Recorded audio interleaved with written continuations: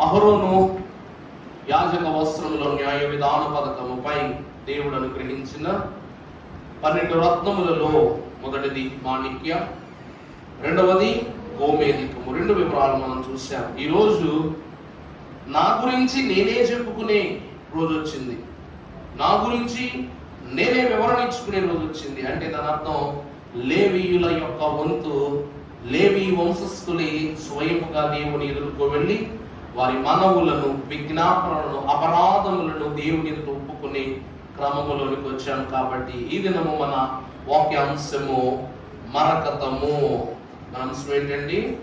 మరకతము. పరిశుద్ధ లేఖన భాగంలో మనం ఒకసారి చూసినట్లయితే పరిశుద్ధ గ్రంథములో నుండి 28 నిర్గమాకాండం 17 దానిలో 4 పంక్తుల రత్నములుండునట్లు రత్నముల జవలను చేయవలెను, రత్నముల యొక్క జవలను చేయవలెను.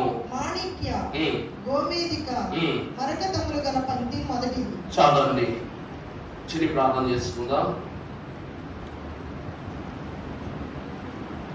సమీపింపరాని తేజస్సులో నిత్యం అమరత్వమును వసించుచు గాన ప్రతి గానములతో నిత్యము పరిశుద్ధుడు పరిశుద్ధుడు పరిశుద్ధుడని పరలోక సైన్య సమూహము చేతను మహోపకారులకు 24 పెద్దల చేతను ఈ ప్రాబల్య ఆశీర్వాద సమయంలో మా అల్లరి చేతను కొనియాడబెడుతున్న మా తండ్రి, మీరు ఎక్కడ ఉంటే ఎక్కడ బోధే నాయన. కొండ మీద ఉంటే కొండ మీద బోధే, దేవాలయమునందు ఉంటే దేవాలయములో బోధే, నావలో ఉంటే నావలో బోధే, కడపు కలువరి సిలువలోను మా పాపములను పరిహారము చేయ అమూల్యమైన బోధయే కనుక అట్టి బోధకుడును ప్రధాన యాజకుడునవు నీవు.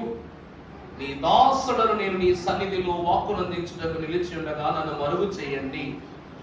ఈ దినము లేవీయుల యొక్క అర్హతయు, స్థితియు, గతియు, స్తుతియు, చిత్వమును, తత్వమును నీ సన్నిధిలో విపుల పరచుకును ప్రశస్తమైన వివరము. కాబట్టి తండ్రి, మమ్మను గూర్చి మేమే బోధించుట గడ్డగును, కానీ బోధించని ఎడల అది చీటగునని తండ్రి మా తండ్రి గారు అన్నారు. కాబట్టి నీ సన్నిధిలో మేము వ్యక్తపరచుకుని ప్రతి స్థితియు మీకు మహిమకరముగాను మాకు మేలుకరముగాను, మీరు నీ బిడ్డలకు ఆశీర్వాదకరముగాను మీరు బయలుపరచుకునువని వాక్కు చేత ఎందరో కనులైన వారిని పరమ పదములోనికి నడిపించిన వాగ్బోధకుడై యేసు నామాన వేడుకొని ప్రార్థిస్తున్నాం తండ్రి, ఆమేన్.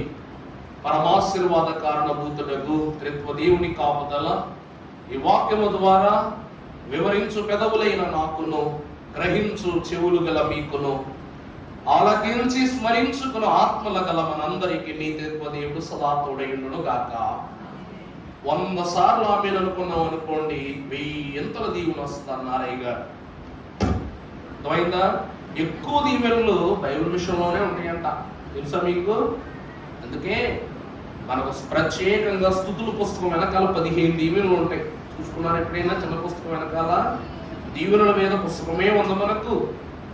మరి ఎవరికి చాలా వరకు దీవెనలు ఇస్తుంటారు, కానీ కాలాన్ని బట్టి, క్రమాన్ని బట్టి, సమయాన్ని బట్టి, సందర్భాన్ని బట్టి, పరిస్థితిని బట్టి, ప్రత్యేకతను బట్టి, పురుషుడిని బట్టి, స్త్రీని బట్టి, అర్థమైందండి?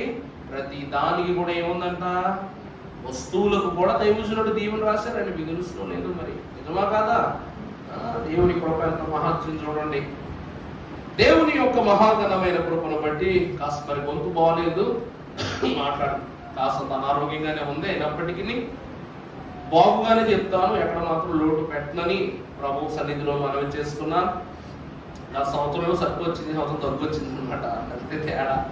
వాక్కులో మాత్రం మార్పు ఏం లేదు. దేవుని యొక్క వాక్యాన్ని మనం చూసినట్లయితే మాణిక్యయు, గోమేధికయు, మరకతము గల పంక్తి మొదటిది. ప్రభునందు దేవుని ప్రియబిడ్డలారా, ఈ మరకతము అను పదమునకు అర్థము పరిశుద్ధము అని అర్థం. మరకతము పదమునకు అర్థం ఏంటండి? పరిశుద్ధము. రెండవది జీవము. రెండవది ఏంటండి? మరకతం దేనికి సూచన సాదృశ్యంగా ఉందంటే పరిశుద్ధత. రెండవది జీవము, మూడవది సేవ, నాలుగవది యాజకత్వము. అర్థమైందండి? ఈ 4 క్రమాలకు ఈ మరకతము సూచనగా, సాదృశ్యంగా దేవుని వాక్యములో కనబడుతూ ఉంది. ప్రభు యొక్క ఘనమైన కృపను బట్టి ఇశ్రాయేలు వంశస్థులలో లేవి వంశస్థులు నాకు స్వకీయ సంపాద్యం, వారు నాకు స్వాస్యం, నేనే వారి స్వాస్యం అని సెలవిచ్చిన ప్రభువు ప్రత్యేకముగా ఈ వంశము కొరకు రత్నమును ఎందుకు అమర్చి ఉన్నారు అంటే, ప్రతి రత్నము వారి వారి యొక్క స్వాస్యాన్ని చూపిస్తుంటే ఈ రత్నము దేవుడే వీరి స్వాస్యం అని చూపిస్తూ ఉంది. నా మాట అర్థమవుతుందండి? ఈరోజు మన ఊళ్ళో ఆశా వర్కర్లు, ఏఎన్ఎంలు, హెచ్వీలు, ఇలాగా మెడికల్ డిపార్ట్మెంట్ వాళ్ళు ఉంటారు. ఆశా వర్కర్ల డ్రెస్ ఎలా ఉంటుంది? బ్లూ వైట్ కదండి. తర్వాత ఏఎన్ఎంలో వస్త్రధారణ ఎట్లా ఉంటుంది? ఫుల్ వైట్, జాకెట్ కాడి నుంచి చీర మొత్తం వైట్. హెచ్వి ఆవిడది వస్త్రాలు ఎలా ఉంటుంది? జాకెట్ ఏమో తెలుపు, చీర బ్లూ కలర్ అండి, బ్లూ కలర్, వైట్ మీద బ్లూ. దీన్ని బట్టి వీళ్ళ క్యారెక్టర్ను బట్టి వీళ్ళ దుస్తులు, వీళ్ళ అలంకరణ ఉంటుంది అన్నమాట అన్నట్లుగా రూబేలు వంశమునకు మాణిక్యం అనగా ప్రథమ ఫలమునకు సూచనగా, గోమేధికమును షిమ్యోను యొక్క పౌరుషము గల కుమారులు కాబట్టి వారి యొక్క పౌరుషములకు సాదృశ్యముగా అగ్ని వంటి శ్రమలలోనున్నను వారు దేవుని ఎదుట ప్రశస్తముగా జీవించిన వారు, పౌరుషంగా జీవించిన వారు చెప్పడానికి గుర్తుగా మరకతాన్ని, మాణిక్యమును, గోమేధికమును, తర్వాత చివరిగా అచంచల స్వభావము గలవారుగా కాక దేవుని వాక్కును పారద్రోలి వేయక దేవుని చిత్తాన్ని అనుసరించుచు ఉండునట్లు సేవార్థమై సమస్తము దేవునికి అప్పగించి దేవునిలో చిగురించి ఉన్నారు అని సెలవిచ్చుటకు దేవుడు మరకతం ఏ రంగులో ఉంటదంటే పచ్చ రంగులో ఉంటది. మరకతం ఏ రంగులో ఉంటదండి? ఏ రంగులో ఉంటది? పచ్చ రంగులో ఉంటది. ఈ పచ్చటి రంగు కలిగినటువంటి ఈ మరకతమును చిగురుకు సాదృశ్యంగా లేవీయులు ఎవరిలో చిగురిస్తున్నారు? దేవునిలో చిగురిస్తున్నారు. కాబట్టి మీకు అర్థమయ్యేలా చెప్తా అండి. చిగురు అని ఎందుకని వచ్చిందంటే, ఆకులు ఏ రంగులో ఉంటాయి? భూమి మీద పళ్ళు ఏ రంగులో ఉన్నా ఆకు మాత్రం పచ్చగానే ఉంటుంది. ఆ ఆకు పచ్చదనమును బట్టి దాని చిగురును, దాని విలువను మనం ప్రస్తావిస్తాం. దానికి రూపాంతరపు అనస్తు కలగడానికి అహరోను మహాభక్తుని యొక్క క్రమములో 12 గోత్రాల కర్రలు కరుణాపీఠమైన మందస్సులో పెట్టగానే ఎవరి కర్ర చిగురించిందంట? అర్థమైందా?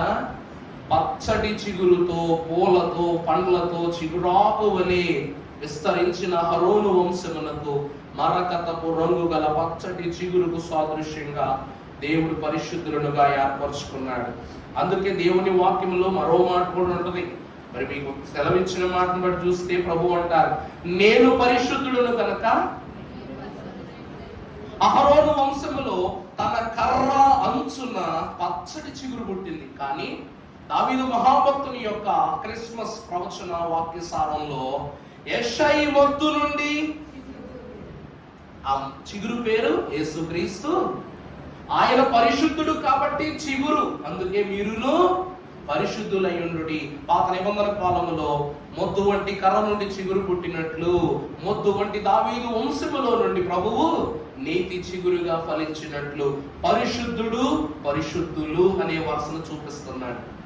యాజకులు పరిశుద్ధులు, ప్రధాన యాజకుడు యేసుక్రీస్తు ప్రభువు పరిశుద్ధుడు అని చూపిస్తున్నాడు. దేవుని యొక్క వాక్యములో మనం ముందుకు వెళ్ళినట్లయితే సంఖ్యాకాండము 8వ అధ్యాయము 14వ వచనం చదువునా. అట్లు నీవు ఇశ్రాయేలీయుల నుండి చూడండి ఎంత విచిత్రం, విడ్డూరం, వైడూర్యమో చూడండి. నీవు ఇశ్రాయేలీయులలో నుండి అంటే 11-12 గోత్రాలలో నుండి లేవి వంశాన్ని మాత్రం వేరు చేయి. ప్రభువే స్వయముగా సెలవిస్తున్నారు. ఇక్కడ వేరు చేయుము అనగా ప్రత్యేకముగా చేయుట. అర్థమైందండి? ఇప్పుడు ఇక్కడ మనం సంఘం ఎంతమంది ఉన్నాం? సంఘం ఎంతమంది ఉంటే వాక్యం బాగా చదివే వాళ్ళ దగ్గరికి నేను పట్టుకెళ్ళి మైక్ ఇచ్చాను అనుకోండి, ఇప్పుడు దీని అర్థం ఏంటి? దాని అర్థం ఏంటి? ప్రత్యేకత కాదా? ప్రత్యేకత కాదా? ఇప్పుడు సంఘములో 7 ప్రార్థనా పరులు ఉన్నారు. మరి మీరు ఇందులో ప్రత్యేకింపబడిన వారా కాదా? దేవుని పనిలో, దేవుని స్వాస్యములో మరింత ఘనముగా ముందుకు సాగుటకు, నడిపించుటకు, బలపరచుటకు, బలహీనులను లేవనెత్తుటకు, అందరి స్థితులను మరలా పునర్నిర్మాణము చేయుటకు ప్రార్థనాధికారం మీకు మొన్న అందరికీ పిల్లి సుజాత గారు మరి వస్త్రం ఇచ్చారు కదండి. మరి ప్రార్థన చేయని ఒక కుటుంబం కోసం ఆ వస్త్రానికి నేను ఏమని పేరు పెట్టా? విజ్ఞాపన వస్త్రం అని పెట్టాను. చూసారో లేదో మరి మెసేజ్? విజ్ఞాపన వస్త్రం. మీరు విజ్ఞాపన కర్తలైన వనితలు కాబట్టి మీకు దేవుడు ఏమిచ్చాడంట? వస్త్రాన్ని. సమూయేలు మహాభక్తుని యొక్క వస్త్రం చూశాం, ఎజ్రా వస్త్రం చూశాం, షునేమీరాని యొక్క వస్త్రం చూసి, ఇట్లా భక్తురాండ్ర యొక్క వస్త్రం ఎన్నో చూశాం. ఈ రోజు మీరు కూడా బైబిల్ మిషన్ దేవుని మహిమ మందిర విజ్ఞాపన వస్త్రదారులైన తల్లులు. దేవుడు మీ ప్రతీకకు సాదృశ్యం ఈ క్రమాన్ని అనుసరణ చేశారు కాబట్టి ప్రభు అంటున్నారు, ఇశ్రాయేలీలలో నుండి నువ్వు లేవీయులను వేరుపరచవలను. చదువులన్నా, లేవీయులు నా వారై యుందురు,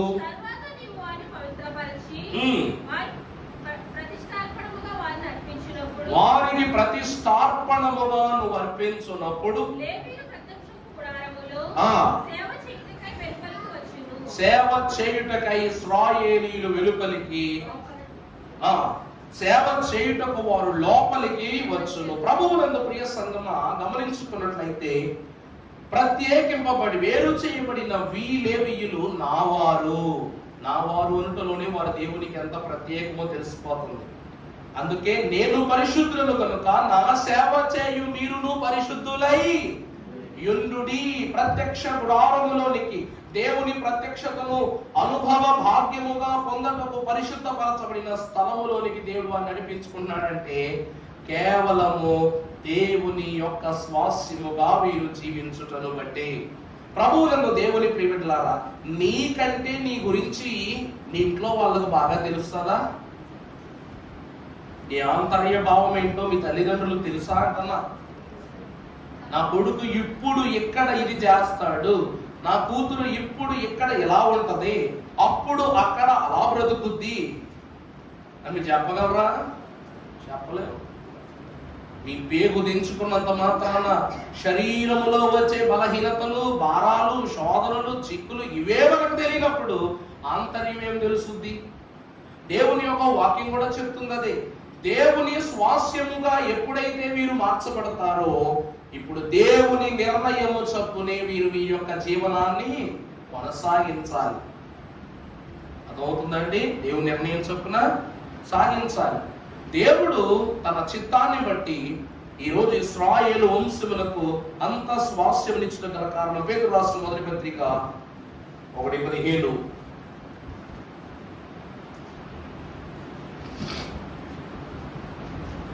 మొదటి పేతురు ఉండుడని వారితో చెప్పెను. చూడండి, ఇశ్రాయేలులో ప్రత్యేకింపబడిన లేవీయులు పరిశుద్ధులు ఎందుకు అంటే వీరెవరంట? విధేయులైన పిల్లలై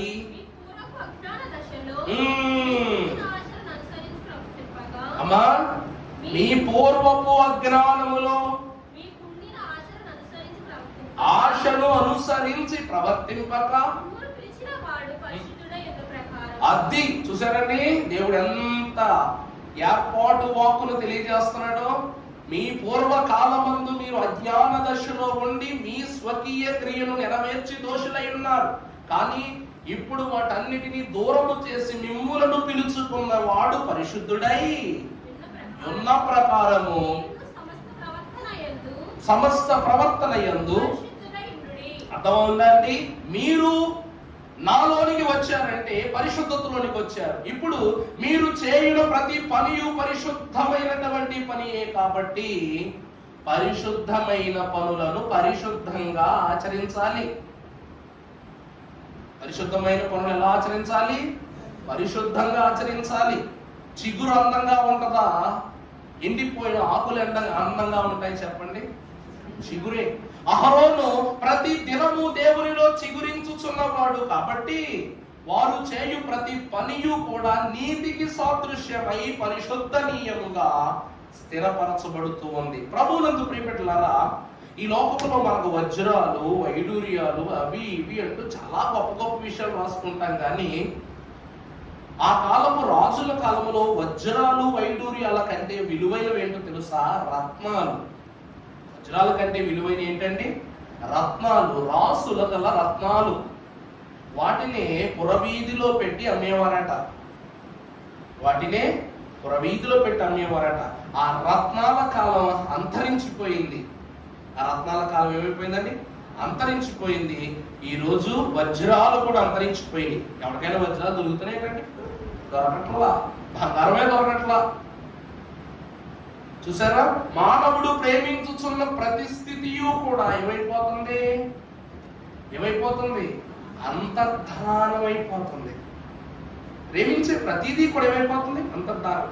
ఉదయకాలం పాస్టర్ డేవిడ్ ఫ్రాన్సిస్ అయ్య గారు ఒక మంచి మాట చెప్పారు. చాలా ఆనందం అనిపించింది నాకు ఆదరణ పోవడంలో. ఏంటంటే, ప్రపంచాన్ని జయించిన అలెగ్జాండర్ మహాచక్రవర్తి అంట తను చనిపోయేటప్పుడు ఏదైనా సరే అలెగ్జాండర్ గెలుచుకోవడమే అలవాటు. ఎందుకంటే తలదించే స్వభావం కాదు. నా వయసులో ఉన్నప్పుడే రాజ్యాలన్నింటినీ గెలిచేశాడు. నాకు 27 ఏళ్ళు వచ్చినాయి. 27 ఏళ్ళు వచ్చినాయి. 27 ఏళ్లకే గ్రీకు సామ్రాజ్యాన్ని స్థాపించే ఒక గొప్ప రోహపు కలిగిన మా యువరాజుకి ఎదిగిపోయాడు. అతడు చనిపోయేటప్పుడు మొట్టమొదటిసారి నోరు తెరిచి 3 కోరికలు అడిగాడంట. నోరు తెరిచి 3 కోరికలు అడిగాడంట. ఏంటంటే, మొదటిది అతడు మరణించినప్పుడు తన యొక్క దేహం ఏదైతే ఉన్నదో తనను ఒక పెట్టిలో పెట్టి దానిని మోసేవారు వైద్యులై ఉండాలి. దాన్ని మోసేవారు ఎవరై ఉండాలండి? డాక్టర్లు అయి ఉండాలి అని కోరుకున్నాడట. మొదటిది. రెండవ విషయం ఏమిటి అంటే, తన చేతులు ఏమై ఉండాలి? పెట్టులోంచి ఒక చేతులు బయటకు రావాలా, ఈ చేతులు బయటకు రావాలన్నమాట. దానికి గుర్తుగా. మూడో కోరిక, నా యొక్క దేహాన్ని, నా యొక్క పెట్టెని, మరణించిన కాఫీని ఏదైతే ఉందో దానిని వజ్రాల పైన, వైడూర్యాల పైన నడిపించుకుని తీసుకుని వెళ్ళాలి. దీని అర్థం ఏంటంటే, 3 కోరికల అర్థం. మొదటిది, నువ్వు సంపాదించినది నీ పాదములకు కూడా తగలకుండా ఏమైపోతుంది?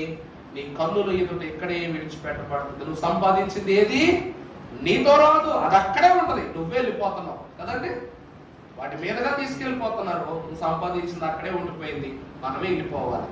రెండోది, తను ఎంత ధనమును ఎంత ఘనతను కూడగట్టుకున్నా ఏ వైద్యుడు కూడా తన ప్రాణం పోకుండా ఆపలేకపోయాడు. అందుకే వైద్యులను తన యొక్క పెట్టిమోయమన్నాడు. మూడవది ఏంటంటే పెట్టిలో నుండి చేతులు 2 ఇలా బయటకు పెట్టి ఈ చేతులలో వేలాడుతుండగా తీసుకెళ్ళమన్నాడు. అంటే ఇలా బయటకు పెట్టి చేతులు మాత్రం. దాని అర్థం ఏంటంటే, ఎన్ని రాజ్యాలను అధికారంతో సంపాదించుకున్న నీ చేతిలో ఈరోజు ఏమీ లేదు. ఖాళీ చేతులతోనే నువ్వు అక్కడికి వెళ్ళాలి. ఎందుకంటే ఇప్పుడు ఒక మాట ఆలోచించుకుందాం. పరలోకం వెళ్ళగానే ప్రభు అడుగుతారు, నానా ఏం తెచ్చావు గట్టిగా? భూమి ఏం వస్తూ నాకు ఏం తెచ్చావు అని అడుగుతారు. ఏం తెచ్చా? ఏం తేలా? ప్రభువా, నువ్వు నా కోసం వస్తే ఏం తెచ్చావంటే, రక్షణ తెచ్చా, రాజ్యము తెచ్చా, రాకడ తెచ్చా. ఎన్ని ఉన్నాయండి ప్రభు తెచ్చినవి. కానీ మనం ఎక్కడి నుంచో ప్రభు దగ్గరికి వెళ్ళినప్పుడు గుప్పిడు మట్టి, గుప్పిడు బియ్యం కూడా పట్టుకెళ్తాం. నీ నోట్లో వేసే బియ్యం కూడా పట్టుకెళ్ళాం. ఎందుకు? దేవుని ఇంత క్రమంగా చెప్తున్నారంటే, ఏది అయినా ఈ లోకములోనే చాలించుకోవాలి. ఎలా వచ్చామో అలాగే వెళ్ళిపోవాలి.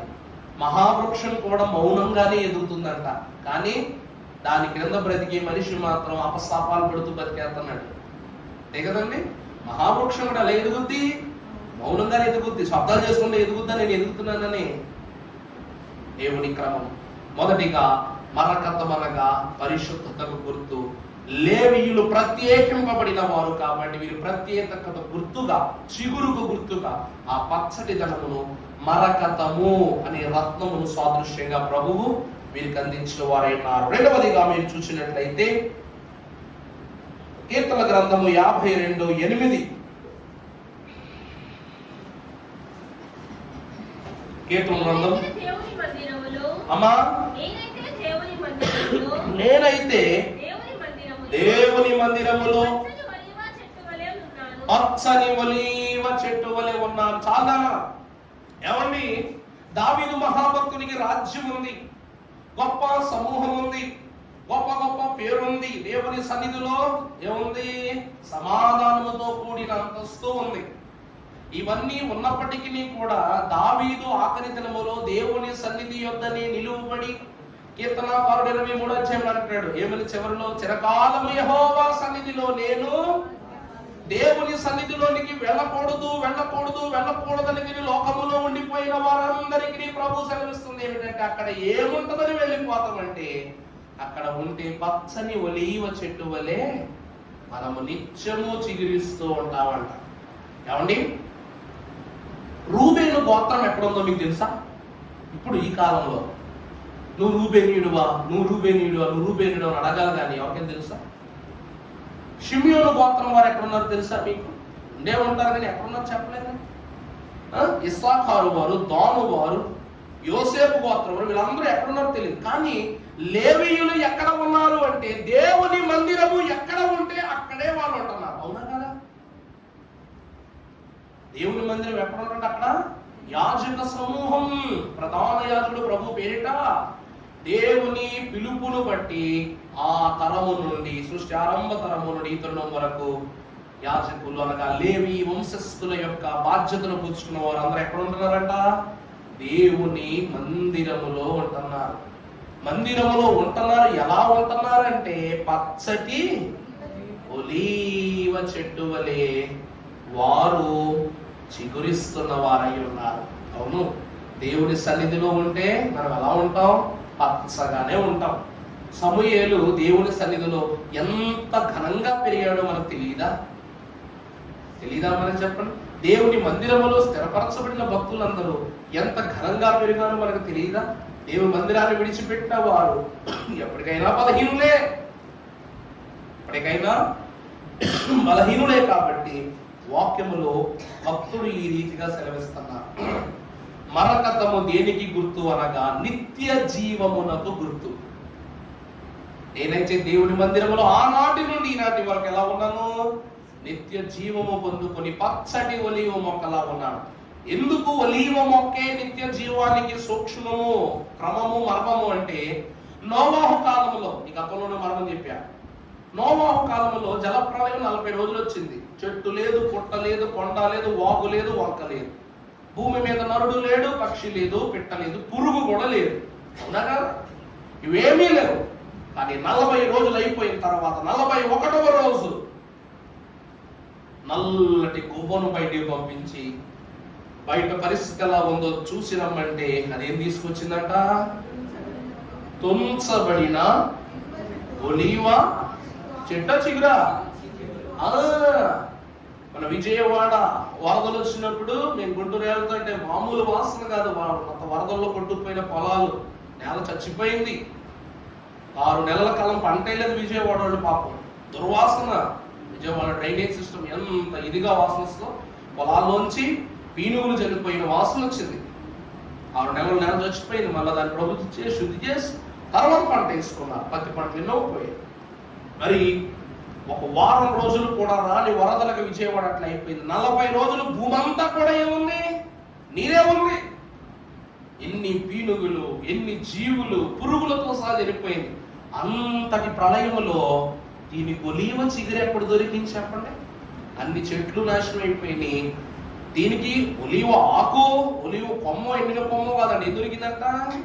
ఎందుకంటే ఇది దేవుని మందిరములో ఫలించుచున్న దానికి సూచన కాబట్టి దేవుని చిగురుగా ఫలించని వారు ఎక్కడ ఉన్నను దేవుని మందిరంలో స్వాస్యాన్ని పొందుకుంటారు. అందుకే ఇది నిత్య జీవమునకు సాదృశ్య, మరకతము నిత్య జీవమునకు సూచన అయి ఉన్నది. రెండవ స్థితి. మూడవదిగా మనము చూసినట్లయితే ద్వితీయోపదేశ కాండం 10వ అధ్యాయము 8వ వచనం చదువుకుందాం. నేటి వరకు మోయుటకు ఆయనను సేవించి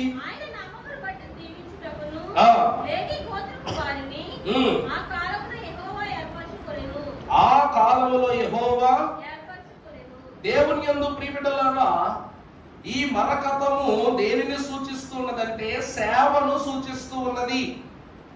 అర్థమైందా?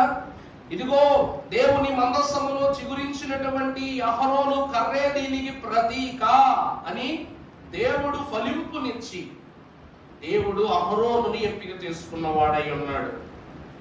రెండవదిగా ప్రతిష్ఠితమైన వస్త్రములను తొడిగింపజేయునట్లు తైలాభిషేకమును యాజకునికి జరిగింపజేసి ఇతడు దేవుని సన్నిధిని నిలుపుచుటకై సన్నద్ధుడగునట్లు ఉపకరణాకృతములను చేత అహరోను మహాభక్తుడిని దేవుడు ప్రతిష్ఠించుకున్నాడు.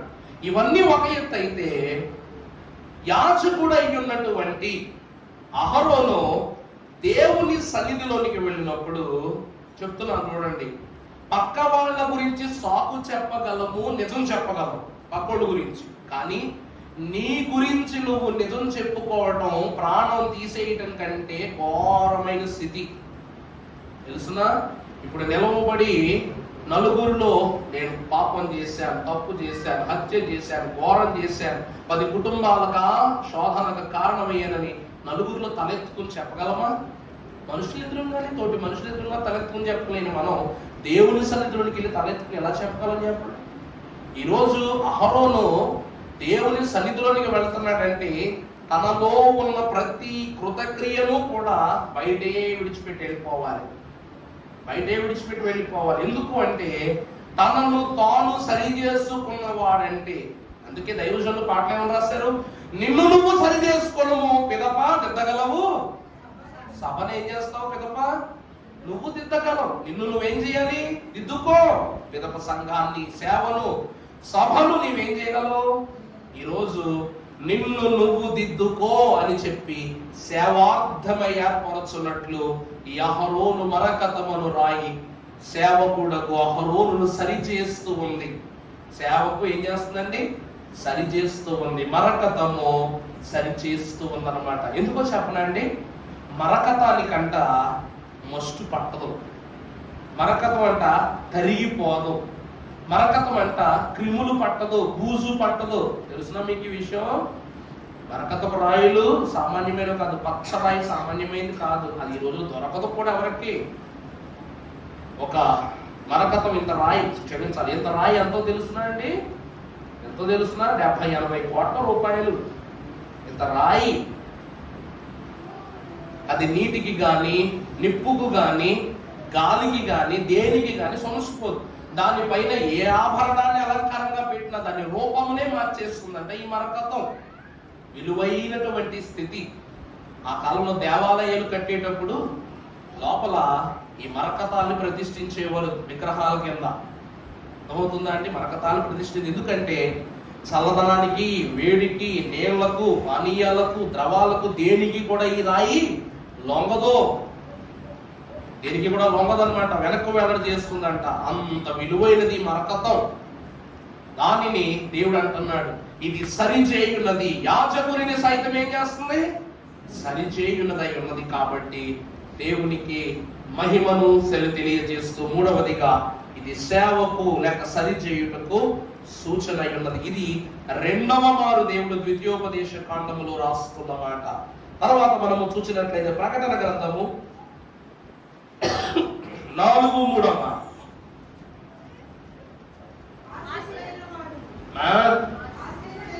ఆసీనుడై ఉన్నవాడు దృష్టికి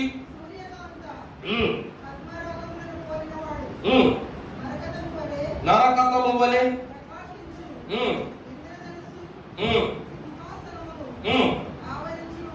ఆవరించి ఉండెను. చాలా అద్భుతమైన శ్రేష్టమైన మాట.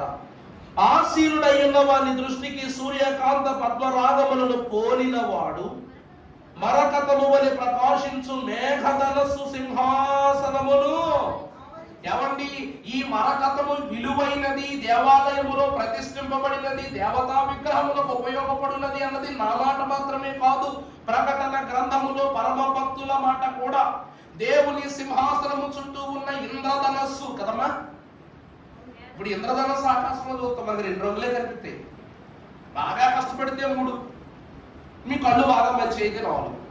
ఏంటో చెప్పనా, ఊదానం కూడా కనబడద్ది, ఎరుపోటి కనబడద్ది, పసుపోటి కనబడద్ది, పచ్చదనం కూడా కనబడదు. ఈ 4 మించి ఏ రంగులు నన్ను అడగబాకంటే కనబడవు. అసలు ఇంద్రధనస్సు ఎప్పుడూ కనబడుతుంది, ఈ రోజుల్లో ఎవరికీ కనబడట్లేదు ఇంద్రధనస్సు.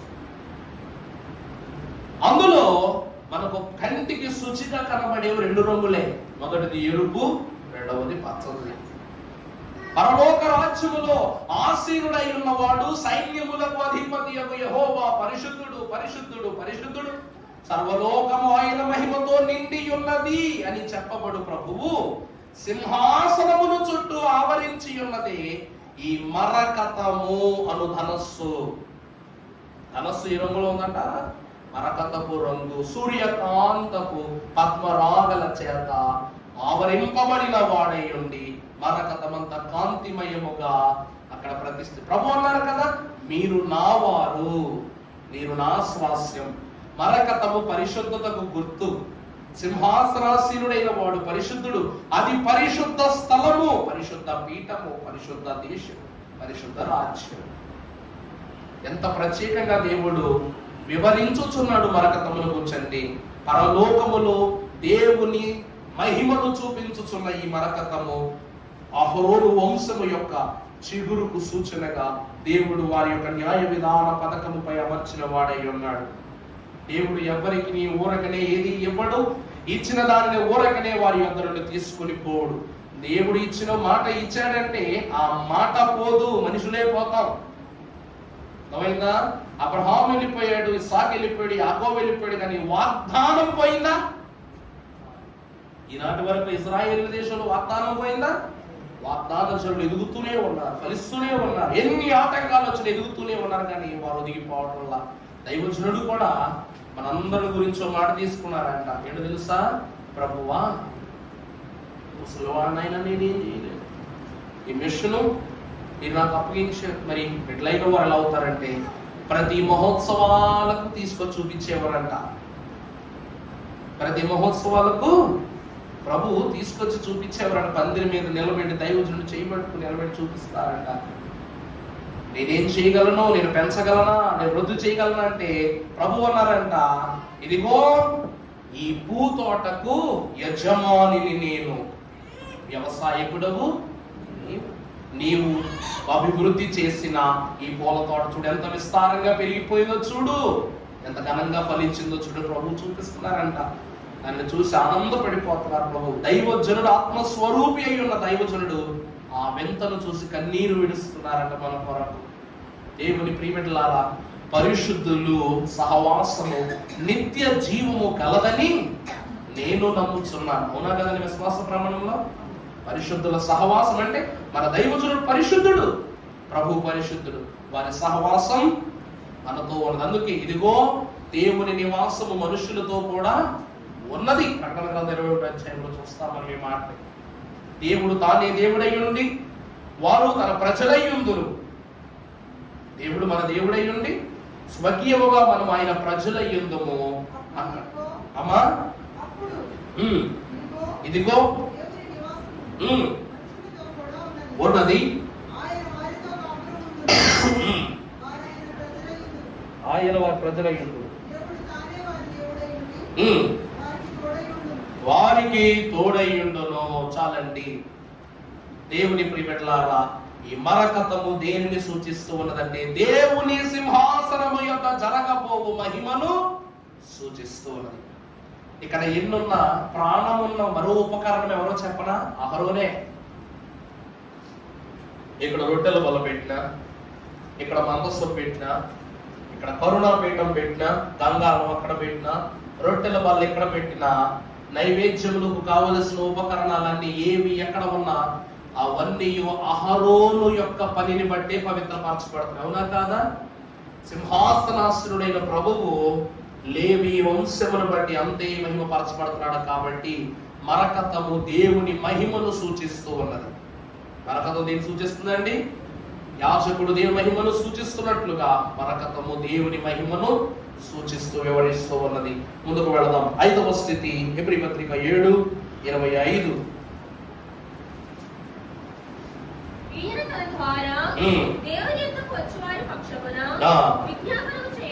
విజ్ఞాపనము చేయుటకు వారిని సంపూర్ణముగా రక్షించుటకు శక్తిమంతుడై ఉన్నాడు. ప్రభువునందు ప్రియబిడ్డలారా, యేసుక్రీస్తు ప్రభు వారికి యాజక వస్త్రాలు ఉన్నాయా లేవా? నా మాట అర్థమైందా? యేసుక్రీస్తు ప్రభు వారికి అంగి, యాజక వస్త్రం ఉందా లేదా? యాజక వస్త్రం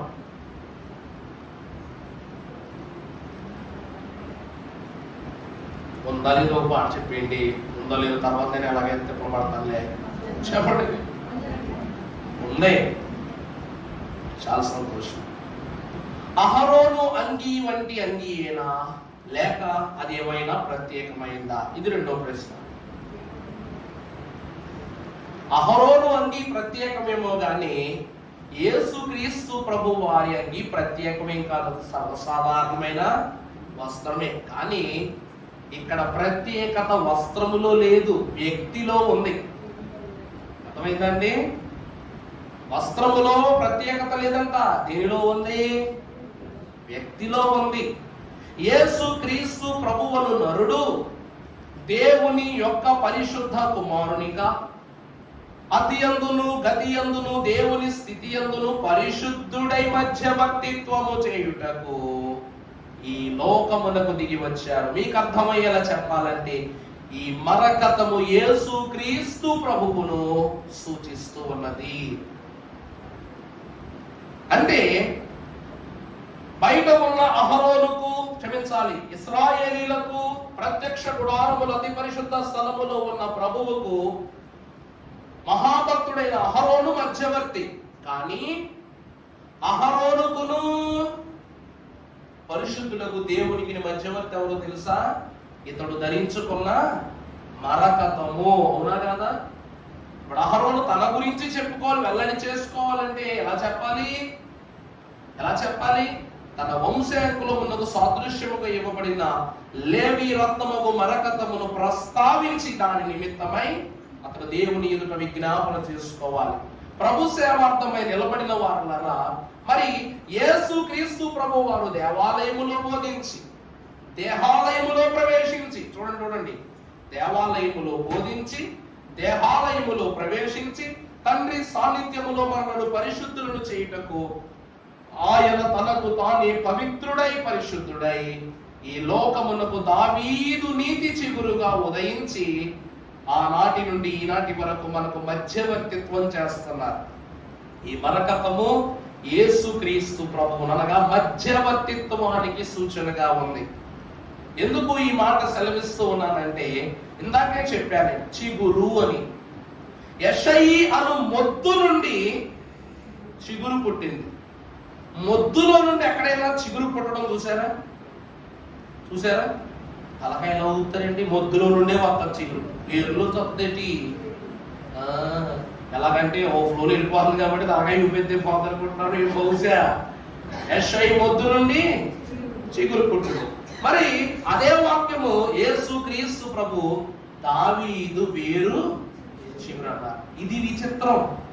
మొద్దు నుండి చిగురు వస్తుంది కానీ వేరులో నుండి చిగురు రాదు. ఇప్పుడు మొద్దుకి వేరుకు మధ్యవర్తిత్వముగా ఈ చిగురు అయ్యున్న యేసుక్రీస్తు ప్రభు ఏం చేస్తున్నారో, అటు మొద్దుగా నరకబడిన వంశాన్ని, ఇటు ఫలింపునకు సూచనగా ఉన్న ఈ వేరులో చిగురు అనే స్థితి ద్వారా దేవుడు ఫలింపజేస్తున్నాడు. ఇశ్రాయేలీలకు దేవునికి అహరోను మధ్యవర్తి అయితే అహరోనికి దేవునికి నీ మరకతము మధ్యవర్తి అయితే సర్వలోకములు లేవీయులతో సహా దేవుని సన్నిధిలో ప్రస్తావింపబడుటకు పరలోక సాన్నిధ్యములో ప్రవేశించబో మనకు యేసు క్రీస్తు ప్రభువే మధ్యవర్తి. అందుకే ఈ మరకతమును దేవుని సన్నిధిలో ఇంద్రధనస్సులో ఒక భాగముగా దేవుడు ప్రస్తావన చేసి ఉన్నాడు. అందుకే అంటాం యేసుక్రీస్తు ప్రభు ఎక్కడ ఉంటారు అంటే తండ్రి చిత్తములో ఆయన కుడిపార్శ్వమున ఆసీనుడైనంత వరకు నేను మీ కొరకు విజ్ఞాపన చేస్తున్నాను అంటున్నారు. దేవుని ప్రియమిట్లారా, ఆయన సింహాసనము ధవళ సింహాసనము, ఆయన చుట్టూ మహాప్రజ్వలింపు గల రక్తమయమైనటువంటి అగ్ని జ్వాలల వంటి మరకతము దహించబడినట్లుగా ఆ స్థలము దేవుని వెలుగుతో కాంతితో వెలిగిపోతూ ఉంది, ప్రజ్వలిస్తూ ఉంది. కాబట్టి మరకతము దేనికి సూచన అనగా దేవుని యొక్క మధ్యవర్తిత్వానికి సూచన. 6వదిగా చూస్తే యోహాను 15వ అధ్యాయం 5వ వచనము. యోహాను 17:5. నేను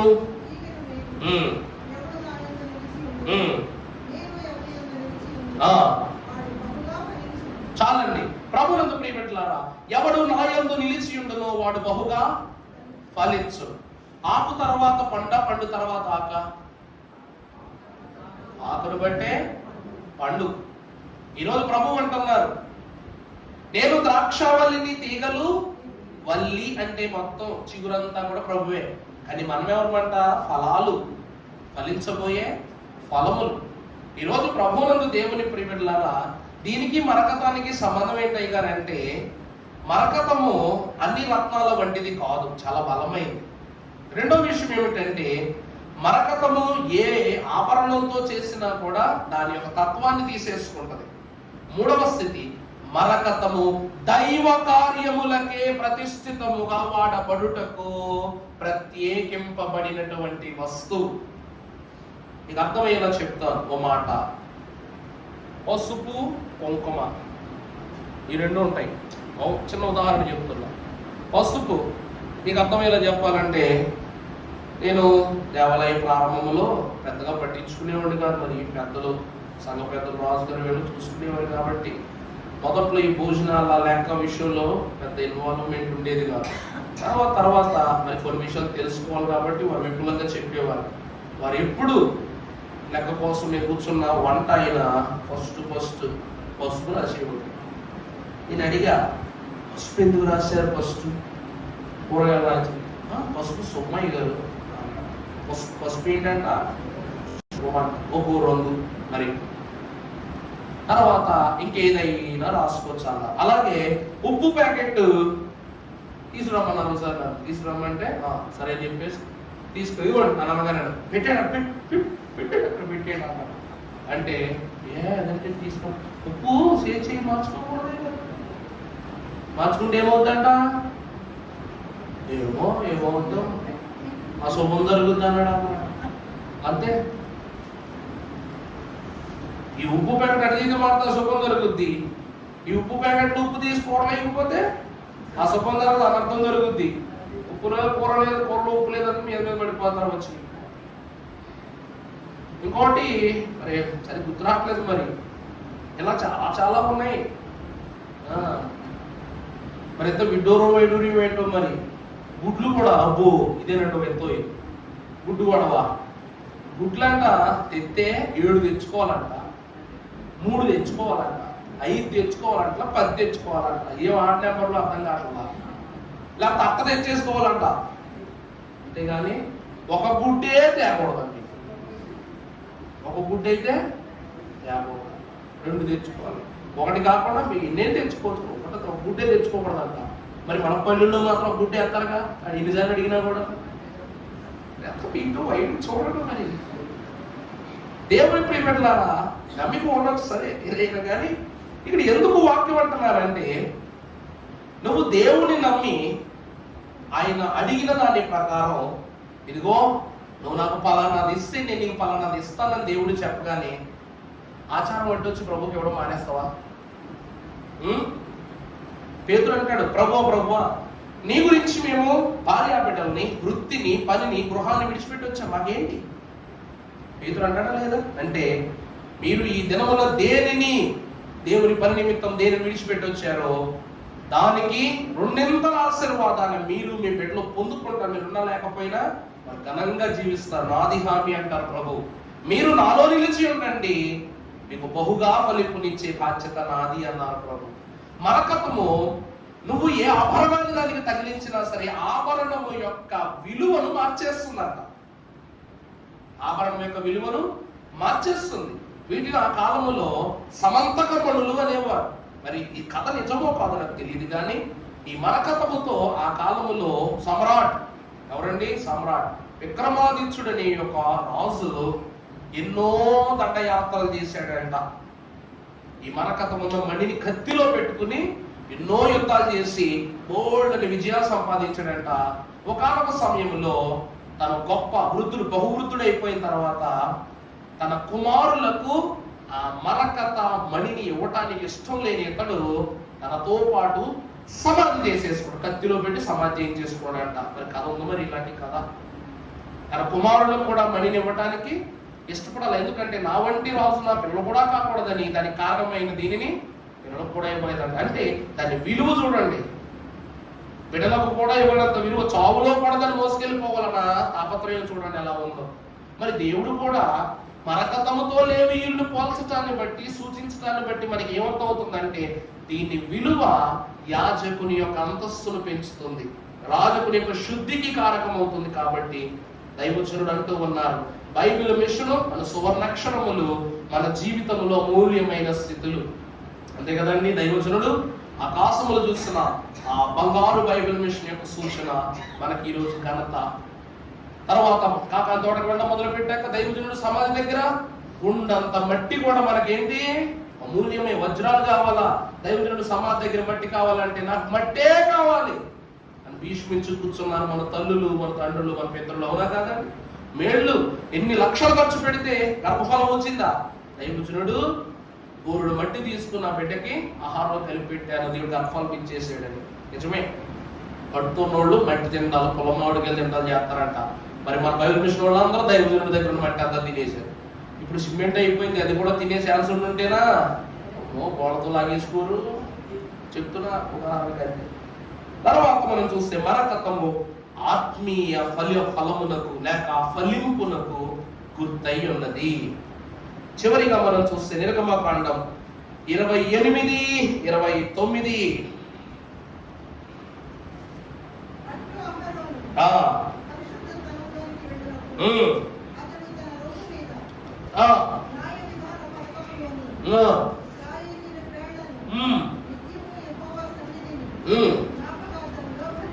జ్ఞాపకార్థముగా. ఏమండి?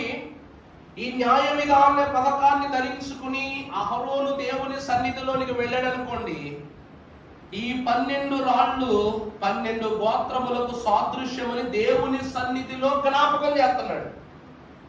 దేవుని సన్నిధిలోనికి వెళ్ళి ప్రభువా ఇదిగో 12 గోత్రముల యొక్క నైవేద్యమును నేను అర్పించడం, విజ్ఞాపన చేయడం నీ యొద్దకు వచ్చి ఉన్నానని జ్ఞాపకం చేస్తున్నాడు.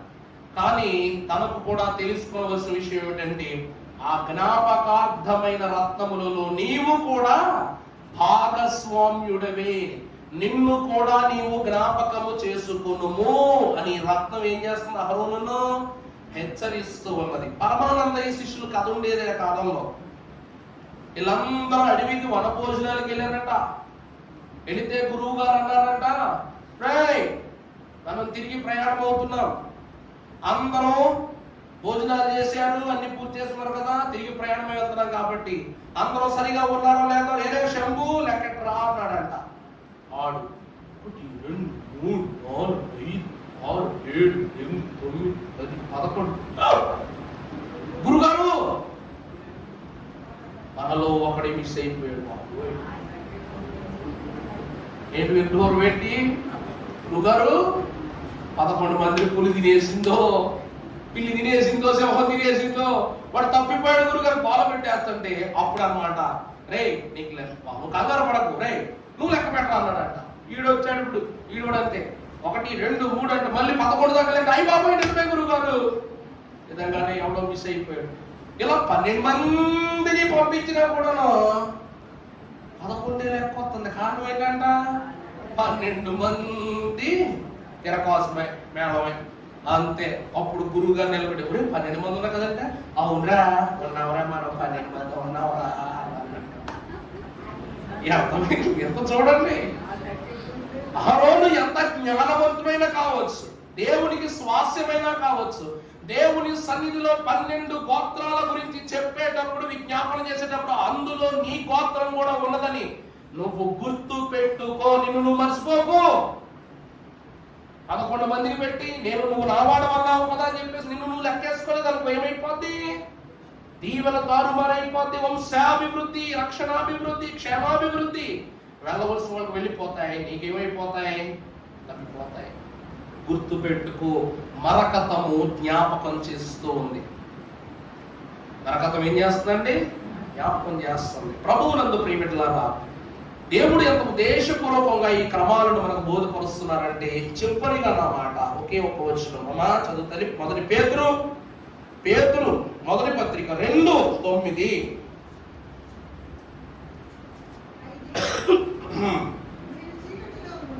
అయితే మీరు చీకటిలో నుండి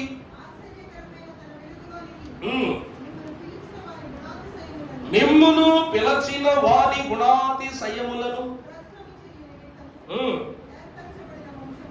ఏర్పరచబడిన వంశములు. చూడండి, మిమ్ములను నేను ఎందుకు ఇంత ప్రత్యేకపరుస్తూ ఉన్నాను అంటే, పరమభక్తుడైన ఘనుడైన పేతురు ద్వారా ప్రభువు ఈ మాటను క్లుప్తముగా వివరిస్తున్నారు. ఏమిటంటే, అయితే మీరు చీకటిలో నుండి ఆశ్చర్యకరమైన తన వెలుగులోనికి, ఈ మరకతము గుణానికి గుర్తు. ఏమండి, పచ్చదనం దేనికి గుర్తండి? మంచి గుణాలకు గుర్తు, చిగురుకు గుర్తు, సంతోషానికి గుర్తు, ఫలింపుకు గుర్తు, ఆరోగ్యానికి గుర్తు. డాక్టర్లు వాళ్ళు ఏం చేస్తారు? ఓ పట్టి తీసుకొస్తారు. పిల్లోడికి టెస్టులు చేసిన తర్వాత మీ పిల్లోడు పచ్చ పట్టిలో ఉన్నాడంటే ఆరోగ్యంగా ఉన్నట్టు, ఎర్ర పట్టిలోకి వచ్చాడంటే అనారోగ్యంగా ఉన్నట్టు. ఇక రంగులు ఉంటాయండి, అవునా కదా? ఇదే పచ్చదనం కానీ కళ్ళలోకి వచ్చిందనుకో కావుర్లు అంటారు. ఏమంటారండి? కావుర్లు అంటారు. ఎందుకంటే పచ్చదనము నిత్యారోగ్యానికి గుర్తు. దేవుని గుణాతిశయాలను మనము పొందుకున్నట్లయితే మనం ఎప్పుడు ఎలా ఉంటాం? పచ్చగా ఉంటాం. నేనైతే దేవుని సన్నిధిలో పచ్చని ఒలీవ చెట్టు వలె ఉన్నాను. కంటిన్యూ చేయాలి.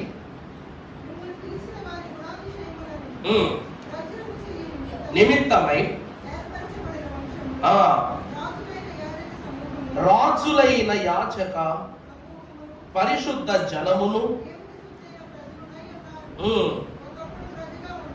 ఒకప్పుడు ప్రజగా ఉండక, అది ఒకప్పుడు దేవుని ప్రజగా ఉండక ఇప్పుడు ఏమై ఉన్నారంట? దేవుని ప్రజలై ఉన్నారు. దేవుని సంఘమా, ఈ లోకములో విత్తనము ఎట్టిదైనా, ఎంత గొప్ప విత్తనమైనా, ఏ రంగు విత్తనమైనా కూడా అది ఫలించేటప్పుడు పచ్చటి ఆకును సూచించిన తరువాతే ఇది ఎదుగుతుందన్నదని మనం ప్రస్తావించుకుంటాం. అవునా కదా? ప్రభు అంటున్నదంటే, మునుపటి కాలములో మీరు దేవుని ప్రజగా లేరు. ఎప్పుడు దేవునిలోనికి మీరు వచ్చారో ఇప్పుడు దేవుని ప్రజగా, అంటే పచ్చని ఫలింపు కలిగిన వారిగా మీరు దేవునిలో ఉన్నారని మీరు జ్ఞాపకము చేసుకోండి. దీనిని బట్టి మనము వాక్యములో చూస్తే, మొదటిగా మరకతము పరిశుద్ధతకు గుర్తు. మరకతం దేనికి గుర్తండి? పరిశుద్ధతకు గుర్తు. రెండవది నిత్య జీవమునకు గుర్తు. మూడవది యాజక సేవ. దేనికి గుర్తండి? ఇది సేవకు గుర్తు, సమర్పణకు గుర్తు.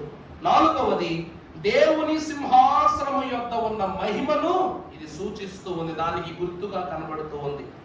ఐదవది మధ్యవర్తిత్వాన్ని సూచిస్తూ ఉంది. మరకతం అనగా యేసుక్రీస్తు ప్రభువే.